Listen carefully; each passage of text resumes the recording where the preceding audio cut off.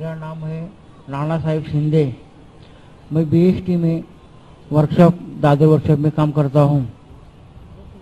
मैं मेरी तरफ से सभी भाई बहनों का नमस्कार चाहता हूँ। भाई साहब जरा वापस से सवाल पूछ सकेंगे? धीरे से और जोर से, तो ऊंची आवाज में पूछिए। मेरा सवाल है, तो मेरा बच्चा 28 बरस का है, वो मतिमंद है। मेरा बच्चा खाली खाना पीना चाहता है, सोना चाहता है, कुछ भी काम करता नहीं।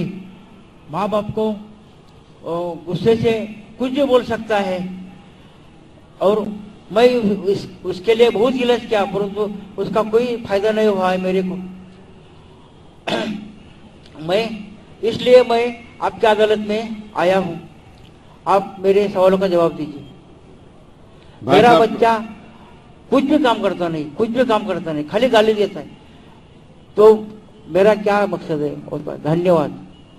भाई साहब ने सवाल पूछा है कि उसका बच्चा 28 साल का है और कुछ भी काम नहीं करता है, सिर्फ सोते रहता है, गाली देता है, बात नहीं मानता है, तो मैं क्या करूं?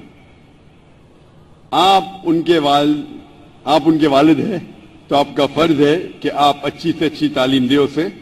आप ये जिस तरीके से कुरान मजीद में कहा गया है कि आपके बच्चे आपके लिए फितना है, आपके लिए एक इम्तिहान है, तो आप अपने इम्तिहान में पूरे तरीके से सफलता पाने की कोशिश कीजिए।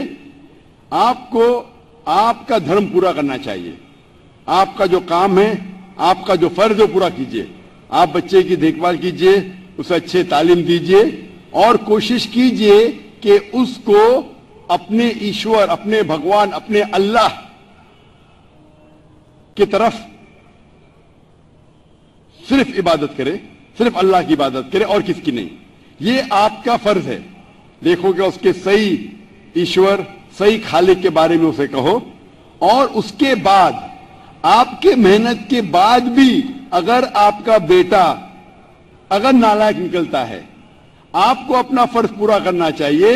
आप इम्तिहान में कामयाब होना चाहिए। टीचर बच्चे को पढ़ाती है, क्लास में पढ़ाने के बावजूद अगर बच्चा फेल होता है तो इसमें टीचर की गलती नहीं। अगर टीचर से नहीं पढ़ाती और फिर बच्चा फेल होता है तो गलती है टीचर की। लेकिन अगर टीचर बराबर से पढ़ाता है बच्चों लोग को और उनमें से कुछ बच्चे फेल होते हैं तो गलती है उस तालिबे इल्म की, टीचर की नहीं। उसी तरीके से आप उनके वालिद हैं, आप और आपकी बीवियों से सही तालीम देना चाहिए उसके ईश्वर के बारे में। क्या ईश्वर एक है? ईश्वर के अलावा किसी की इबादत नहीं करना चाहिए और आखिरी पैगंबर को मानना चाहिए। ये आपका फर्ज है कि आप उसे सिखाएं। उसके बाद अगर वो बदतमीजी करता है, आपकी बात नहीं मानता है, आप अपना काम कर चुके, आप फिर उसके बाद जिम्मेदार नहीं रहेंगे। आपको फिर भी उससे अच्छे से पेश आना चाहिए क्योंकि आप उसके वालिद हैं और आपको इंशाअल्लाह सफलता मिलेगी जिंदगी में। और हम दुआ करते हैं कि अल्लाह सुब्हाना व तआला, ईश्वर, आपके बच्चे को भी हिदायत दे और समझ दे ताकि वो अच्छी जिंदगी बसर कर सके। Hope that answers the question.